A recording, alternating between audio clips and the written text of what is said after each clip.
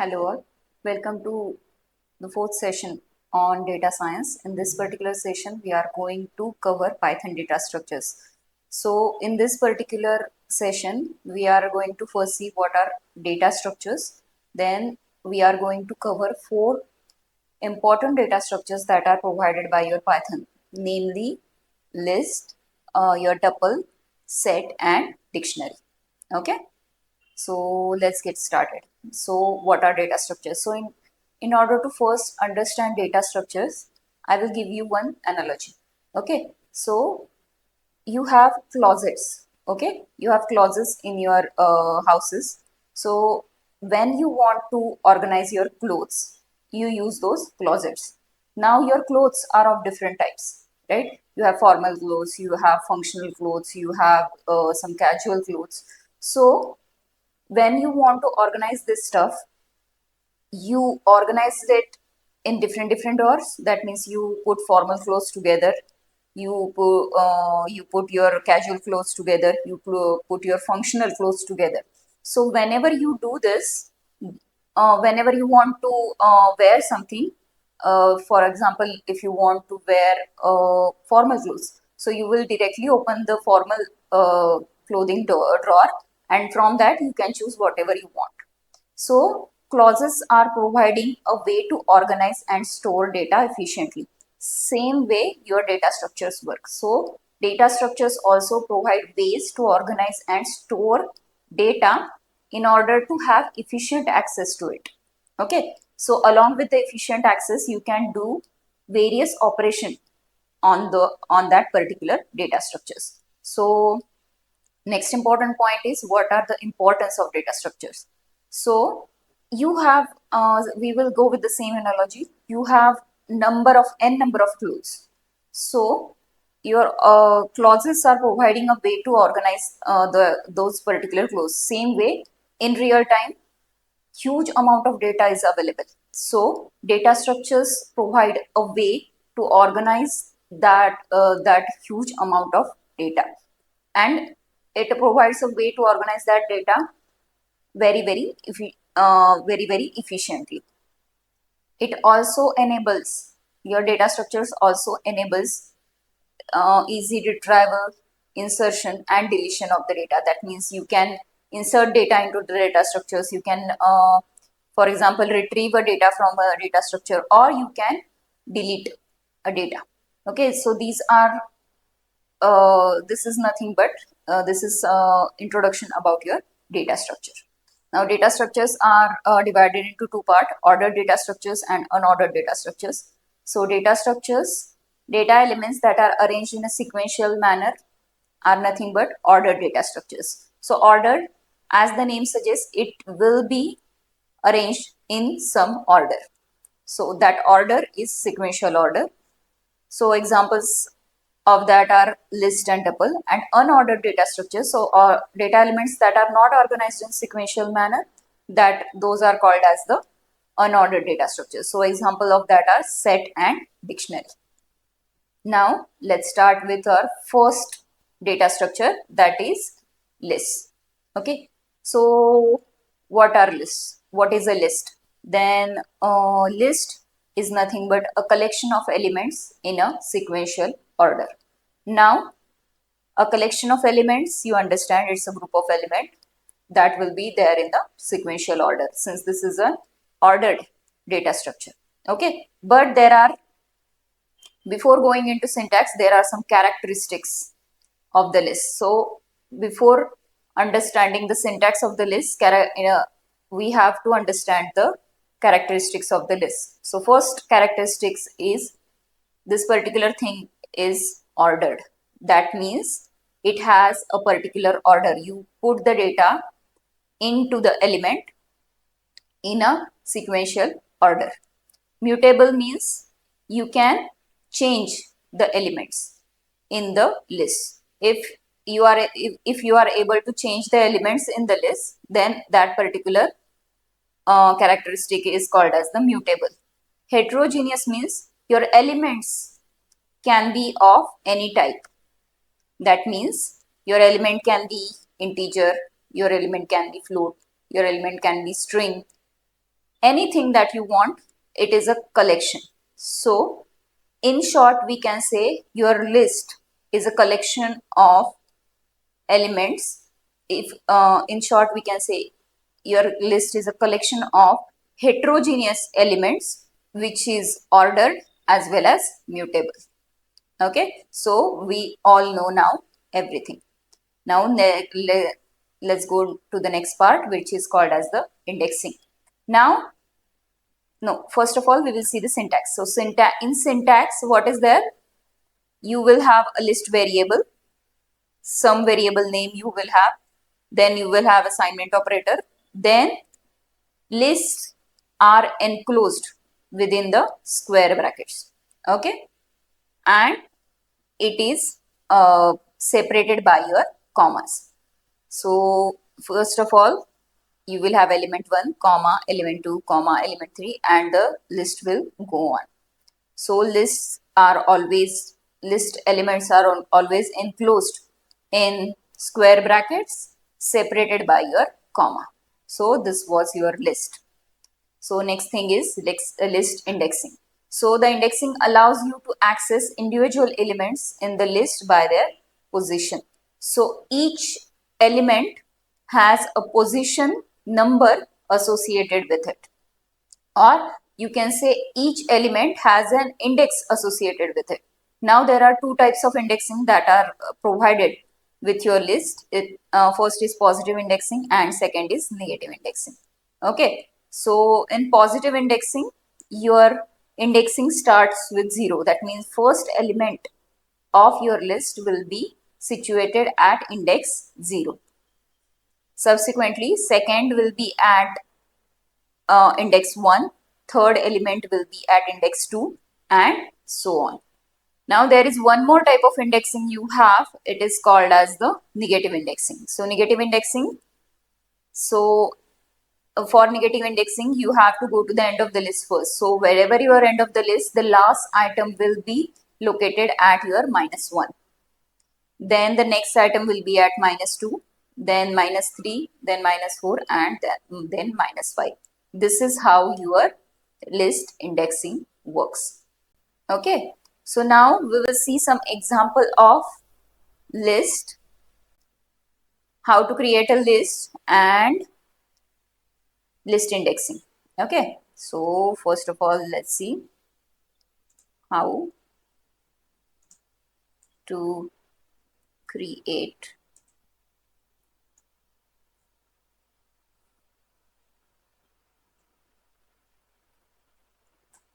So according to the syntax, first we have to create a list variable. So list1 is my variable. In that I will use the same list 1, 2, 3, 4, 5. Okay. This is a list which can contain heterogeneous elements, means you can have this kind of data also along with your strings. Let's say Sam. Okay, so we will now try to run it. Okay, there is I have done one error. I have given double comma by mistake, so it will give you this kind of error, syntax error. Now if I run it again, yes, my list is created. Now if I want to check the type of your list1, then we have an inbuilt function called as type.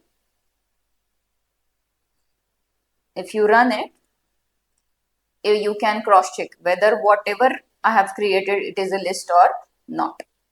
People make a habit of cross checking what type of a variable that you are creating. Okay, then next thing is we will see now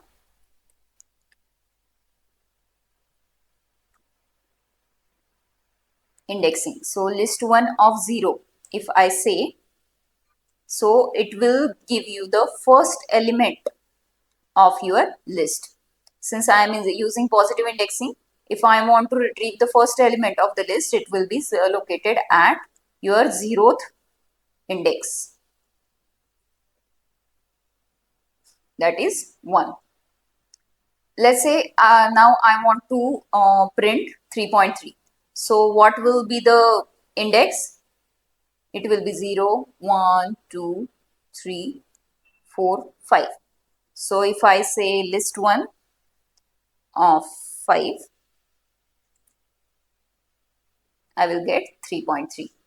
Let's say now I want to print the last element of the list. So in order to print the last element of the list, you can use the negative indexing. So negative indexing, if I say list 1 of -1, then it will give you the end of the list. Okay, this is how your indexing works. Now if you want to retrieve, say again 3.3, then -1, -2, -3, -4. So list 1 of -4. If I say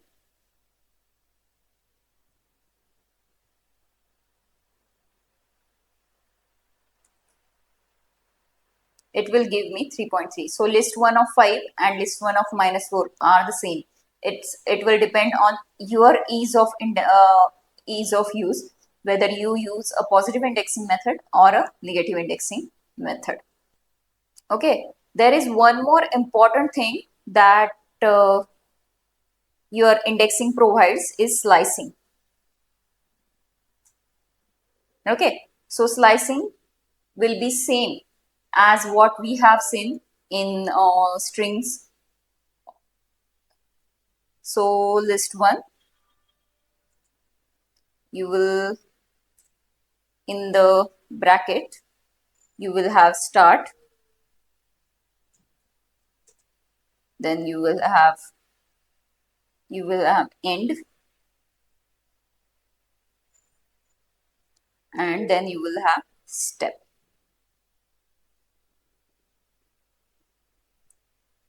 Okay, so this is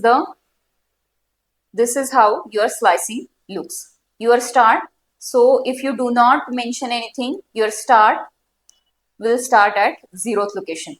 If you do not mention any end, it will by default will go to the end of your list. And step is always 1.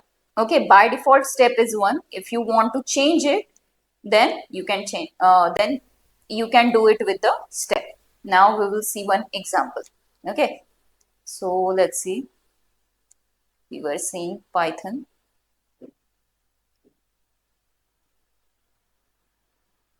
list slicing.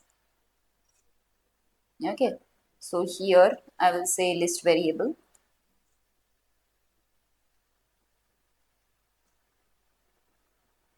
You will have start, you will have end, and you will have step. Right? So here I will say now our example is list 1 is equal to 1, 2, 3, 4, 5. This is your example.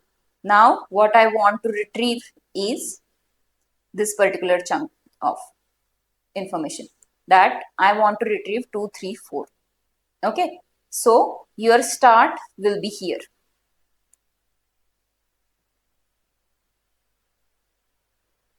Okay, your end should be here.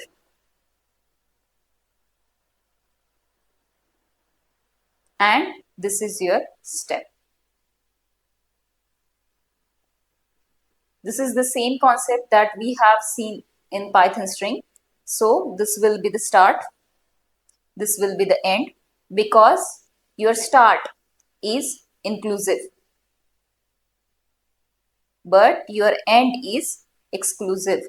So that means your whatever thing that you put in the start, it will start with that.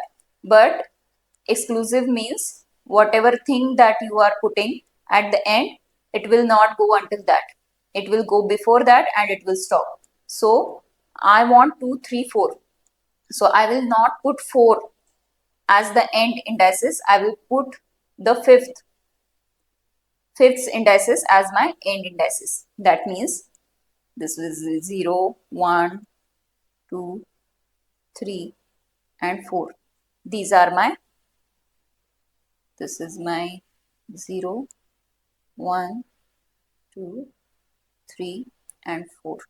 These are my indices.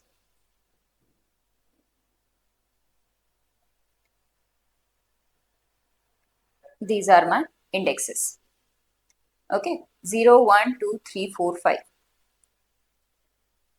So now if I want to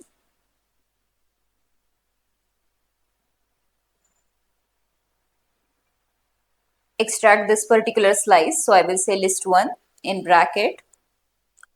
My start will be at one location. That means I want 2, 3, 4. So I will put second number's index. So what is the index of that second number? That is 1 colon.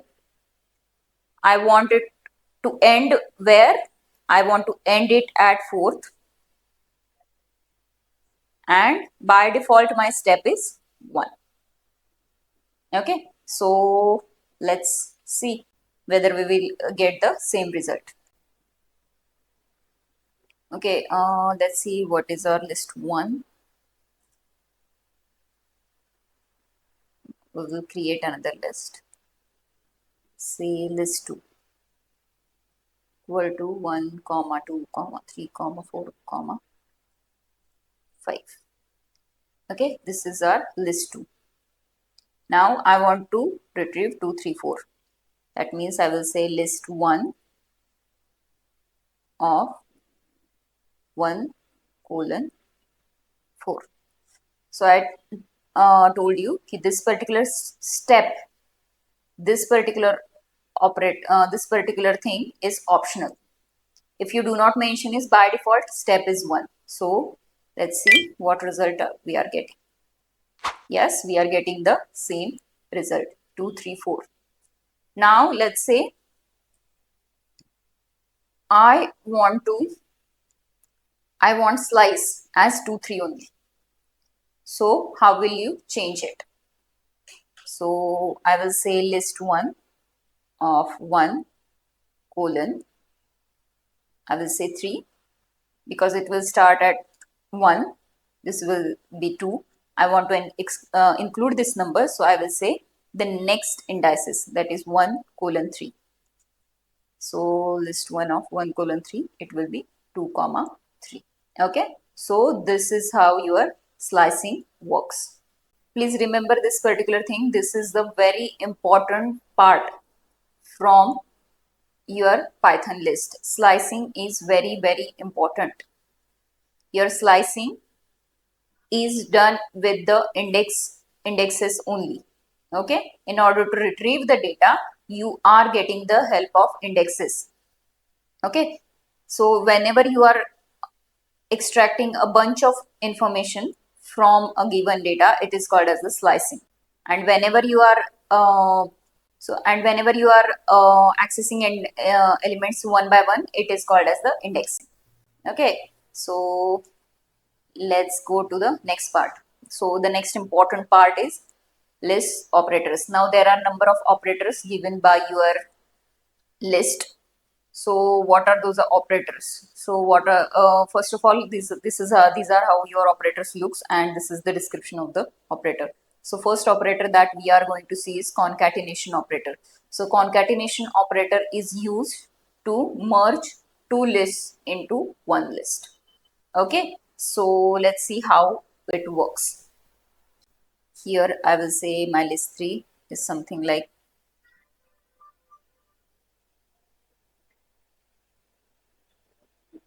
list is something like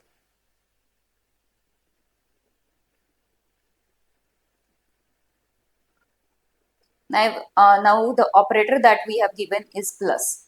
So if I say list 3 plus list 4, then now observe the result. Let's say I'm storing it and in list 5. Okay, and let's say print list 5. So what I've done is I've created two lists and I have concatenated them and I have stored it in list 5. So I'm printing the list 5's result. So this is your list 5, list 3, 3, 4, 5, and this is your list 4, that is 4, 5, 6. So these list 3 and list 4 are merged together. This is nothing but your concatenation operator. Okay, so the next thing is repetition. Repetition means for repetition, next operator is repetition. Repetition means you can repeat your list a number of times. Okay, so for that the operator is given as star sign. Okay, so let's see how this particular thing works. So let's say I will say list 6 is equal to, I am taking the list 1 only. Okay, so first of all we'll see what is inside the list 1. So let's say list 1, say let's consider list 2. Okay, we are going to replicate this particular list 2 times. So how will I write it? I'm using list 2 and I want to multiply this particular list 2 times. So I will say into 2. Okay, so let's see how your list 6 looks. So print, I will say list 6. So here let's say 1, 2, 3, 4, 5. This was first list and 1, 2, 3, 4, 5. This was second time. This, that means your list is repeated 2 times and your new list is created. So this is nothing but repetition. Now the next thing is your slice or indexing. This thing we have already seen. Let's see it again. So we are considering list 6. So this is how your list 6 works. If I want to access this particular 4, okay, so how will you access it? So you will say first of all let's 6 and you will give the indices for that particular 4. So indices of that particular 4 will be 3. So yes, this is how you will get it. So let's say now this 6. I want to now print from 1 to 5. Okay, so how will you say it? How will you write it? So if you do not mention anything, I told you it will start from the initial number. So I'm not mentioning anything. I want to retrieve from this to this. So how will you do it?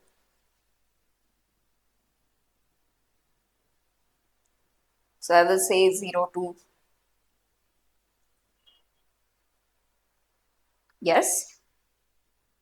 I have not written anything. That means by default it will start from 0th location.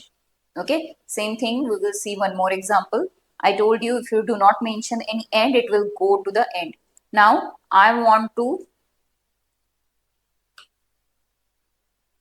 print this particular thing. Okay, so how will you go it? So I will say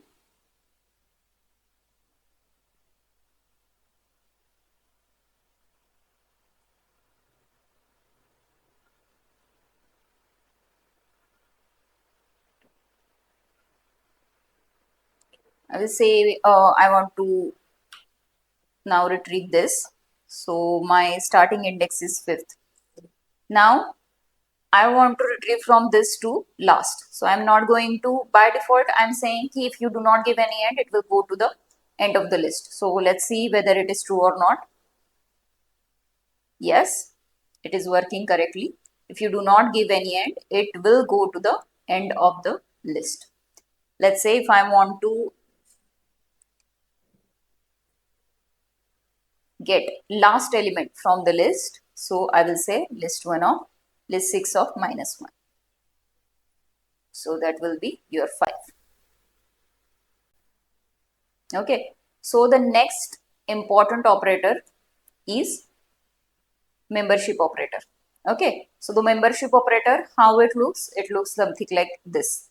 In. Okay. So membership operator, as the name suggests, it will check whether a particular element is present within the list or not. Okay. I will say one more time.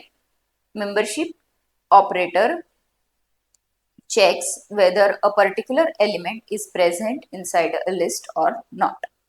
So here we will say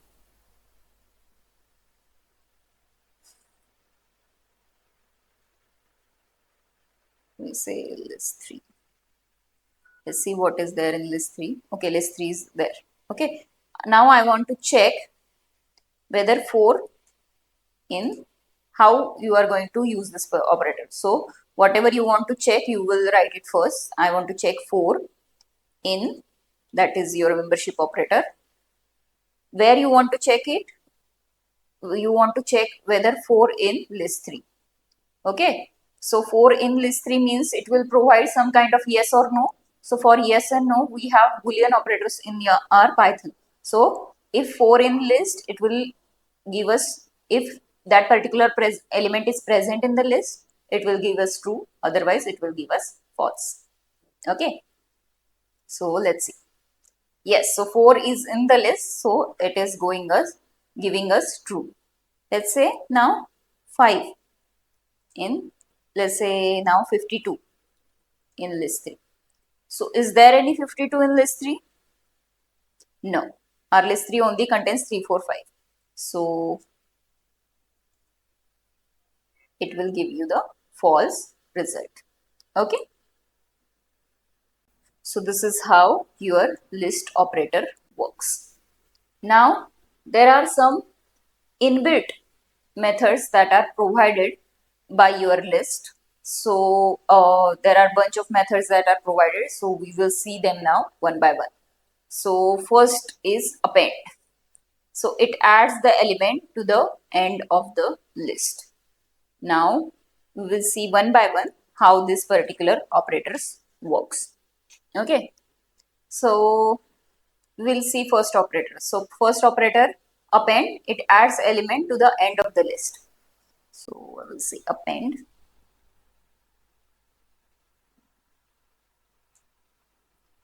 Adds elements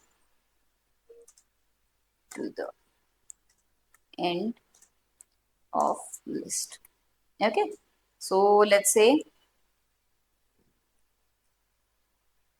my list is equal to, I will say list 8. Okay. My list 8 contains 5 and 6. Okay. Now what I want to do is list 8 dot append. Okay. This is your append. So in append, whatever element that you want to insert, you can put it here. So let's say I want to insert 4. So I will put it here, and if I say print list 8, this is how it will look. What I want to print is I want to append 4 to this particular list. So this is how it will look. Okay, 5, 6. The last, it adds element to the end of the list. So this is the end of the list. So it is adding it. Okay. So let's see next particular function. So the next particular function is your clear. So clear function, it removes all elements from the list. Okay. Let's see, clear,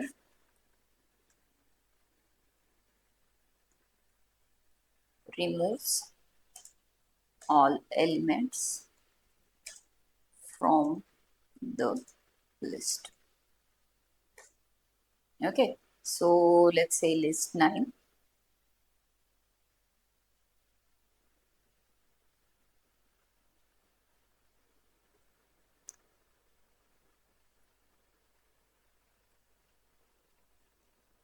List 9, I'm saying clear.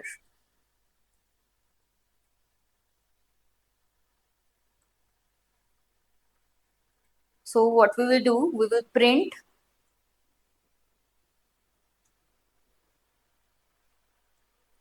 list before clear. Okay, so say this is list 9 and I'm saying now the list 9 dot clear. Then after clearing it, let's say again print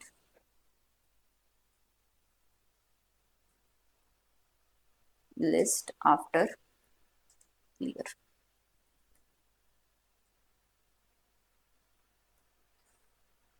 Let's say list 9. So yes, the list before clear, yes, it was containing 1, 2, 3, but after the clear operation was done, it is removing all elements from the list. So this is how your clear works. So let's see next function. So next function is copy. It returns the shallow copy of the list. So let's see. Copy function's name. It returns shallow copy of the list. Okay. So here I will say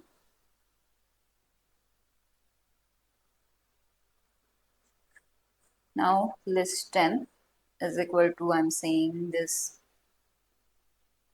A, comma B, comma C,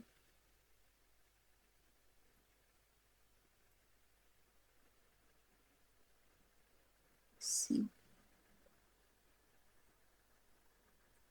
comma D. This is my list. So if I want to create a shallow copy of the C list, same list, I will say list 10 dot copy. Okay, so what I'm doing in this particular thing is I am making the copy of this particular list 10 and I'm saving it in list 11. So if I want to check the contents of our list 11, so these will be our contents A, B, C, D, same contents as your list 10. Okay. Next function that we are going to see is count. Now the count, it returns the number of occurrences of a specified value in the list. Okay. So the function's name is count. It returns number of occurrences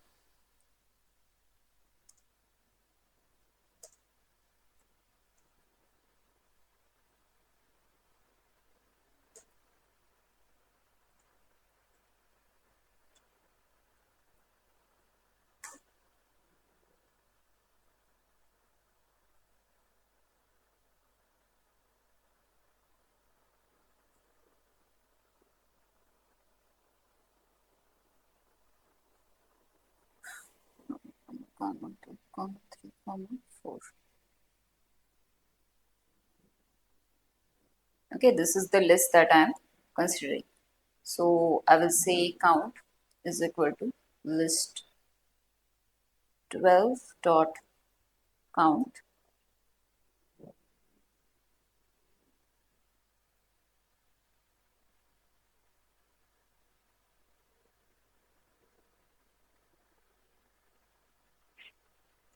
Let's say I want to count how many times 1 is there. Okay, so I will say print 12. So what I want to count is how many times this particular element is appearing in this particular list. So it should say, oh sorry, I'm printing 12. I've made a mistake in printing statement. So instead of print, I want to say count. So yes, here in this particular list, your 1 is coming 2 times. So that's why it is returning true. If I say I want to count the occurrences of 4, element 4, so yes, 4 is coming exactly 1 time. Okay, so this is nothing but your count. Then next thing is extend. It adds elements from an iterable to the end of the list. Now,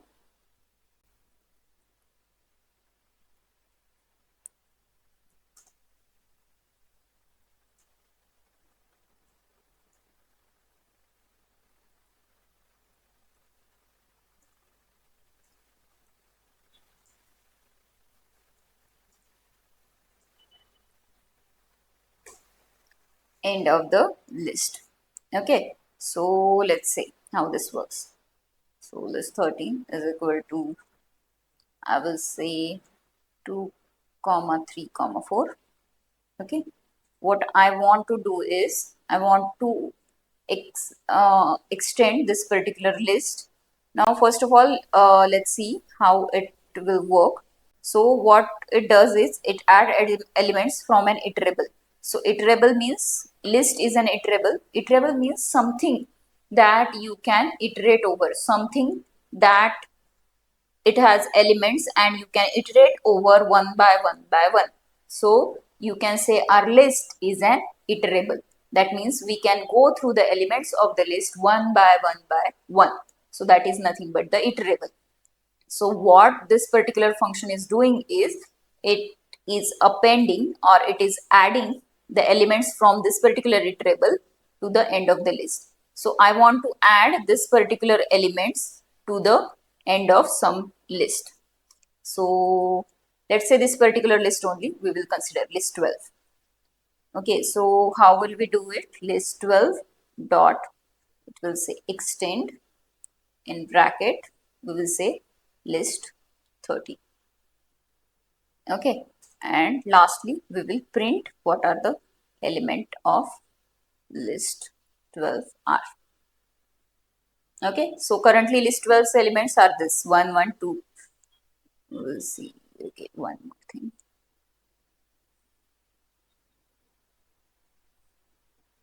So currently your list 12 has this particular elements. So what we are doing, we are adding elements from a iterable, that means this particular iterable, to the end of the list. So means after this particular 4 you will again see 2 3 4. So let's see how it is doing. Yes, so this was your initial list 1 1 2 3 4. Yes, and after that it is adding the elements from iterable to the end of the list. So this was an iterable, so it is adding elements to the end of the list. Okay, so this is how your extend works. Next part is index. So your next function is nothing but an index. So it returns the index of the first occurrence of value in the list.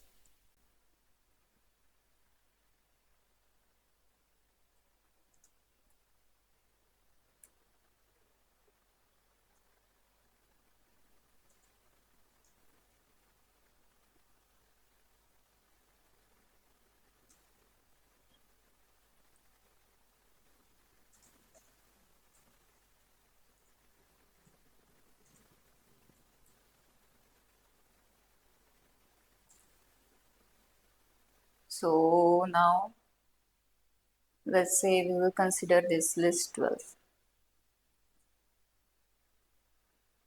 So this is your list 12. So it returns the index of first occurrence of a value. Now let's see how it works. Okay, so we'll say list 12. In that particular thing, I want an index. Now which index I want? This second element's index. So it will returns the first occurrence of a value in the list. Now 2 comes 2 times. So let's see what it is returning. So yes, it returning the first occurrence of a value in a list. So first occurrence is 0, 1, 2. That means your 2 is occurring at second index for the first time in the list. So that's why it is returning the index of this particular 2. Let's say now it want to check the index of 3. So index of 3 is 3. Okay, so 0, 1, 2, 3. This is the 3 it is first getting. So that's why it is returning the occurrence of index of first occurrence of a value.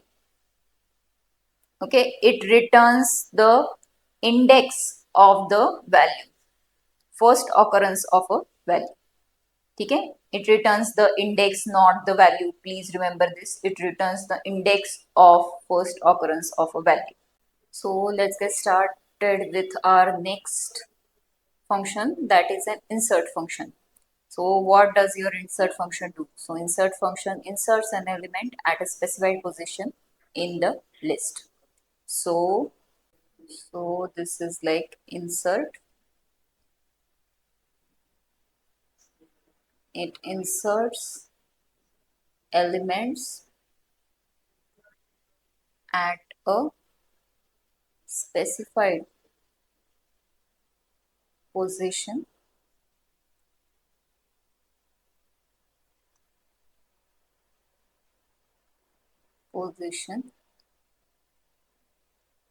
in the list. So what you need to give are two things. Okay, so first thing that you will give the index that you want to insert the value at and the value itself. So let's say I want to insert the value 5 at index 0. So I will write something like this, insert, and let's say list 1 dot insert 0 comma 5. So whatever value will be at 0, it will be replaced by your now your list list will contain 5 at first location. Okay, so let's see how it works. So this is our list that we considering. So I'm saying list 13 dot, let's say, insert in bracket, let's say 0 comma 5. Let's say 5.5. Okay, 5 it already has, so let's say 5.5 now. Okay, and now we want to print the list. Print list 30. Okay, so it should contain 5.5 at 0th location along with the rest of the list. So yes, 5, 2, 3, 4, this was the list, and now the 0th location you have 5.5. So always remember this particular thing. First thing that you want to give is the index that you want to situate your value at, and the second thing, the value itself. Now we'll see the next part. So the next part is pop. So pop, it removes and returns the element at a specified position or the last element. So next thing is pop. It removes, sorry, the element from a specified position or last element.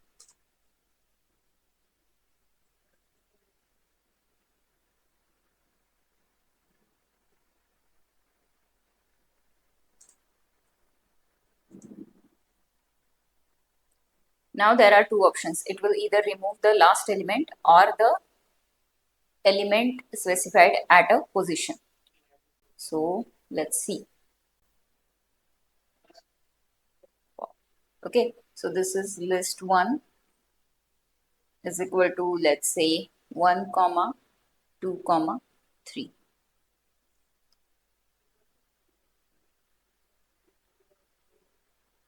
Okay, so here if I say list 1 dot pop directly, so it will remove the last element. Since I have not given any element index in the pop function, so it will remove the last element. And your resultant list will look something like this, 1, 2. If I want to remove a specific element, so I will give its location. So it will remove element from a specified location. That means now it is going to remove 1, so it will result in 2. Okay, so please remember this. There are two options available. Either you can remove the last element or you can remove the element from a specified location. So let's see how it works. List 1 is equal to, let's say, 1 comma 2 comma 3. So first we'll say print list before pop comma say list 1. Okay, this is your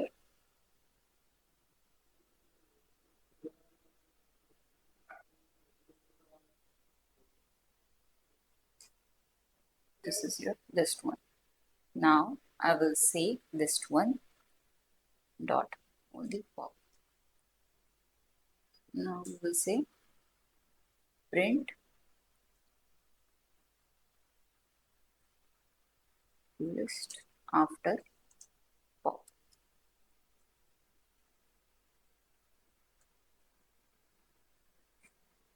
So I will say again list 1 only.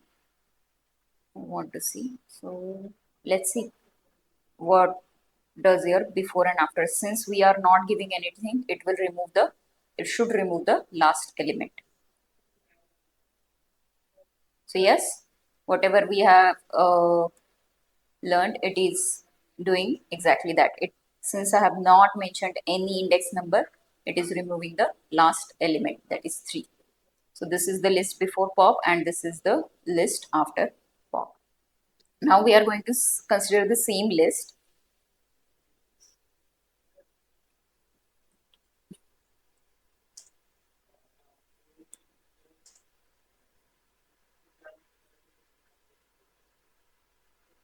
Comma list 1.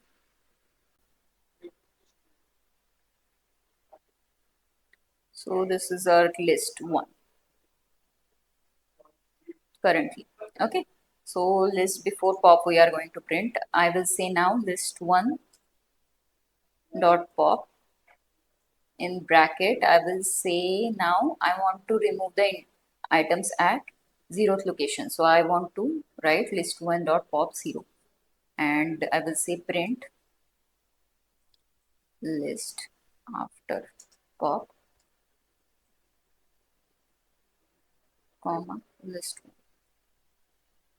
1. Okay, so let's see. So this was list before pop, that is 1 2, and now we are getting only 2. That means the element from 0th location has been removed. Okay, so let's see our next function.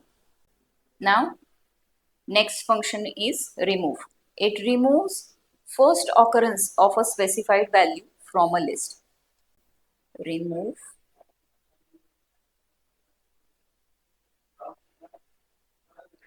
removes first occurrence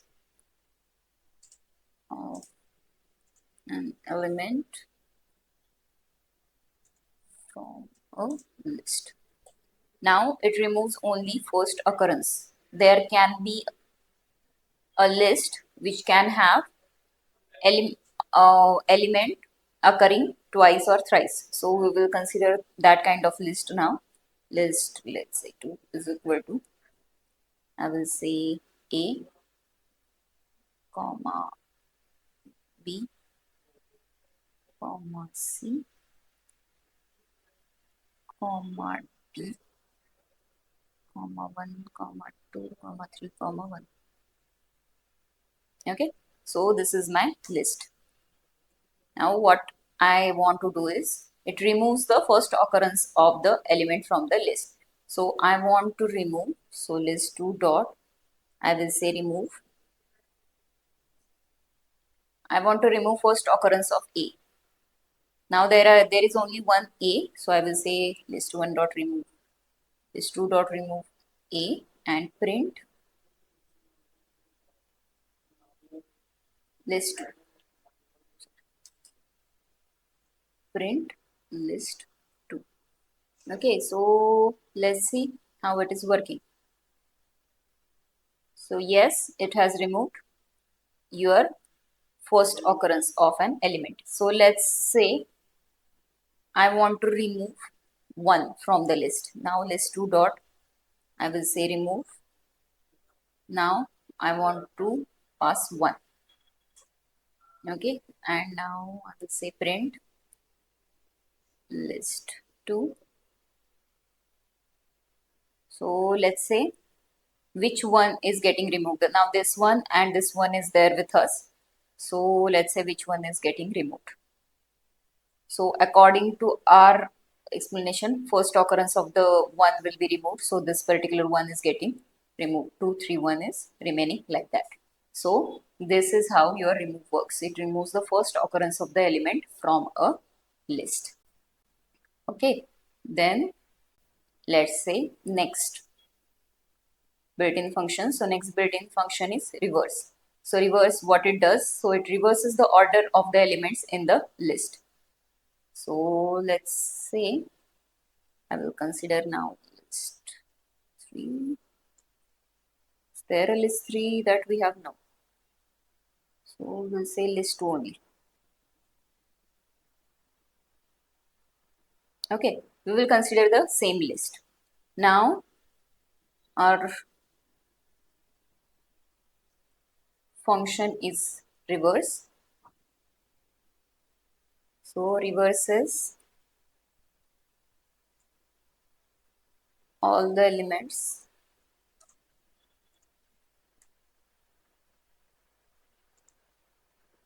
in the list. Okay, so let's see list2 dot reverse.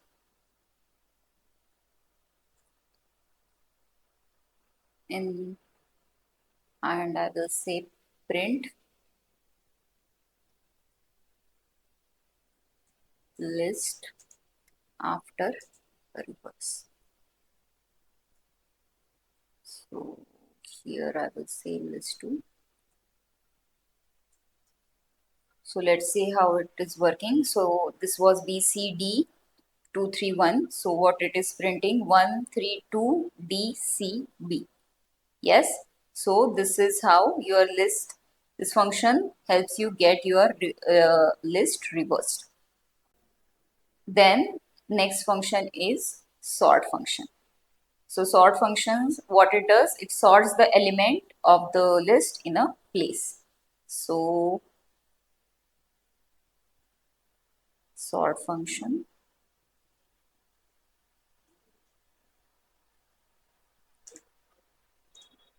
elements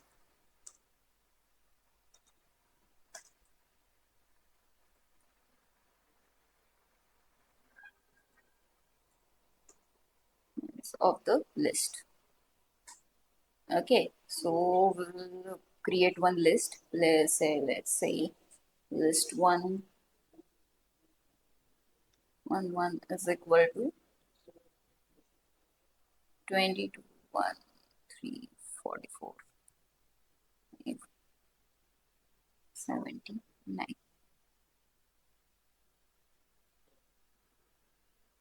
Okay, so this is my list.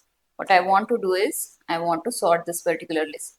So list 11 dot, if I say sort, and if I print this particular thing,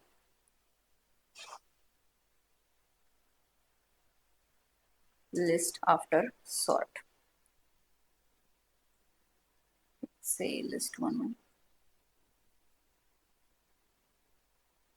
and here we will say list before sort. Let's say list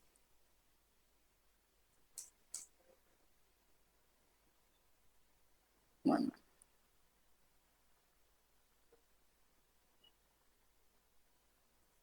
Okay, if we run this, 1 second. Okay, there is a syntax error. Okay, there is an extra comma present in the list. Okay, let's run this again. So yeah, this is your original list 22, 1, 3, 4, 44, 55, 79, and this is your sorted list 1, 3, 22, 44, 55, 79. So this was your list built-in methods. So what you need to remember about list is, first of all, list is a collection of heterogeneous items. So heterogeneous items means you can have any type of item present in the list. Then second that you need to remember is this particular thing is ordered. Ordered means you are given indexes in order to access the values that you have put it in the list. So those elements are put in the list in a sequential manner. So sequential manner, that means you can access the elements one by one by one. So that's why it is called as the ordered thing. Last thing that you need to remember is this particular data structure is mutable. So mutable means you can do operation in that. That means we just see insert. You can add elements to that. You can remove elements from that particular remove elements from a list. You can modify the list. So this all operations are available to you. That's because your list is a mutable data structure. If list is, that's why you have this particular data structures, this particular functions available with you. If the data structure is not mutable, then we will see what we are going to do. But list is mutable, so we have a bunch of functions available to us for the use. So let's go through examples now one by one. So first example, we are going to see three examples. First example is iterating through a list and printing each element. Second example is to check if a number is even or odd and append it to a different list. Third thing is multiply each element of a list by a constant using a for loop. So let's see one by one how we are going to do that.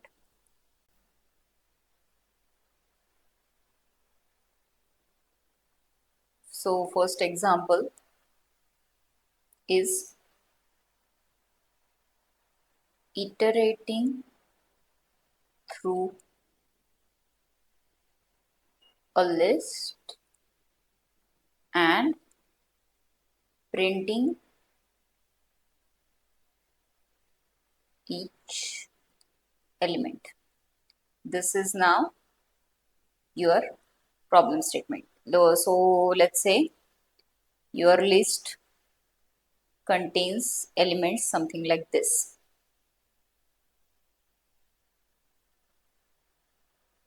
3, 6, 9, 12, 15. So these are the elements. So let's say this is my list, and what we want to do is we want to iterate through it and we want to print it. Now iterate through means we can iterate through using your indexes. Okay, so let's say our indexes are from 0, 1, 2, 3, 4. These are our indexes. So we will start with your index 0.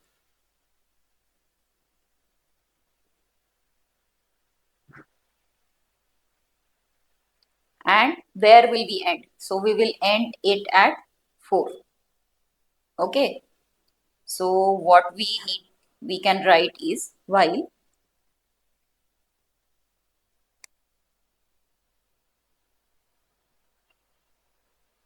your index is less than or equal to, we can say 4. Okay. So until that is happening, you will say print my list of index. Okay. So this is what you will print, and you will update the index.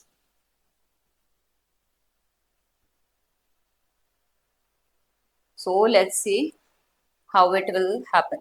We will dry run this code.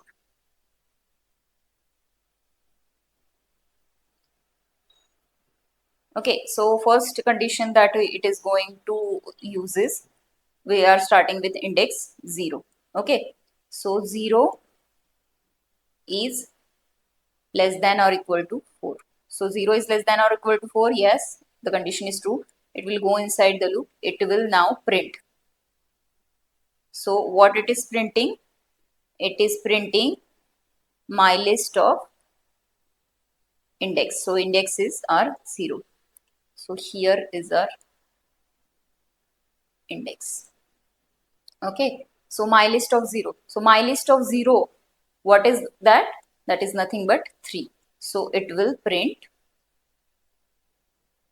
3. Okay, then your index will get updated.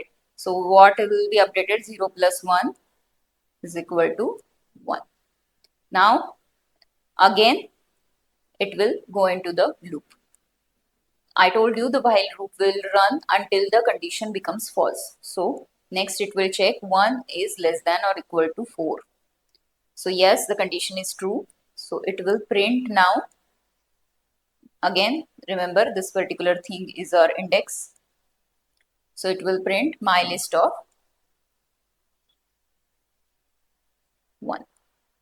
Yes, then it will print. Now what is my list of 1? Here, if you see, your my list of 1 is 6. So it will print your 6.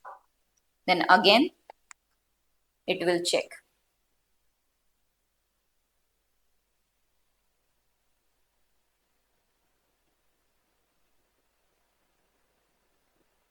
Whether 2. Now, after this, it will get your 1 plus 1 is equal to 2. Now, the next thing, your index will get updated. Then next thing, again, it will check whether 2 is less than or equal to 4. So it is true. Then your index now it is true, 2. So it will print my list of 2. Yes. So what is our my list of 2? So here if you see my list of 2 is 9. So it will print 9. It will print your 9. And your index will get updated. 2 plus 1 is equal to 3. Now your index is 3. Now it will again check 3 is less than or equal to 4. Yes. It will print now my list of. Now what is your index? It is 3. So it will print my list of 3. Now again we will check. So what is my list of 3? Here my list of 3 is 12. So it will print 12. Okay. Now your index will get updated. That is 3 plus 1 is equal to Now it will check whether 4 is less than or equal to 4. Now what is your index? It is 4. So it will print my list of 4. So what is my list of 4? So here you can see my list of 4 is 50. So it will print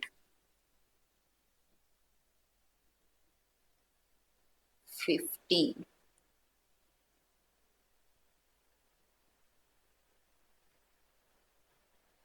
Okay, and index will get updated. That is 4 plus 1 is equal to 5. Now it will again check whether 5 is less than or equal to 4. Now 5 is not less than or equal to 4. That means this condition is getting false. That means your loop execution will end here.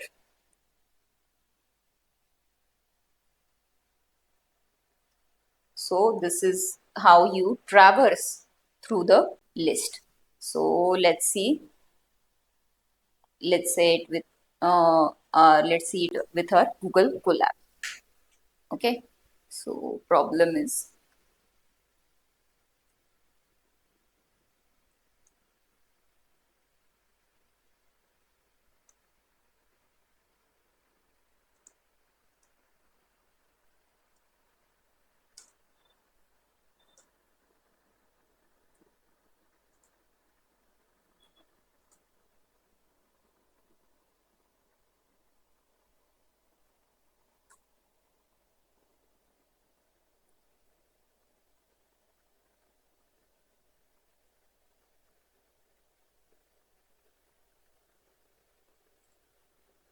3, comma 6, comma 9, comma 12, comma 15.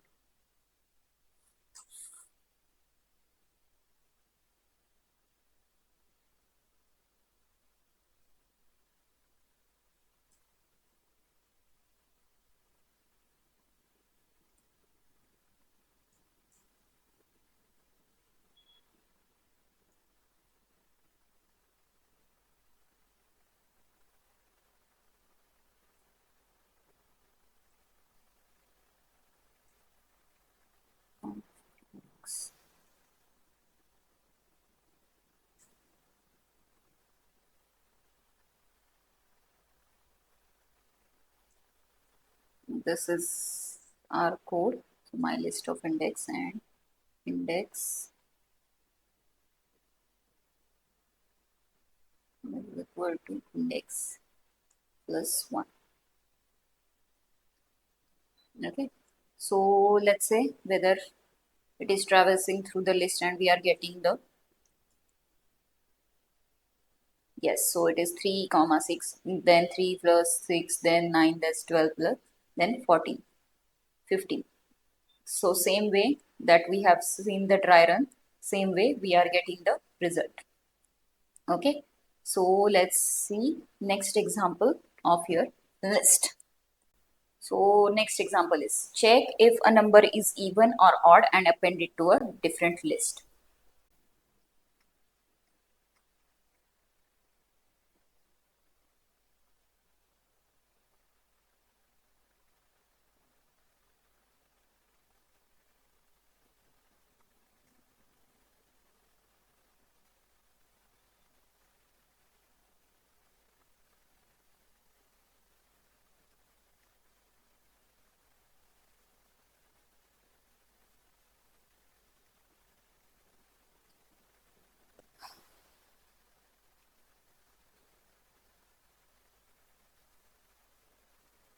Okay, so we have to check if a number is even or odd number from a given list. So let's say this is our list.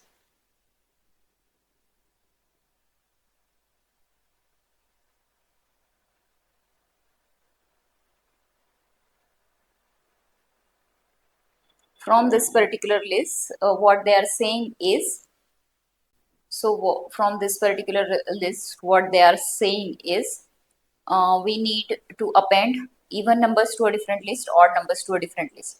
So we will create two lists, empty list now, currently, even and odd.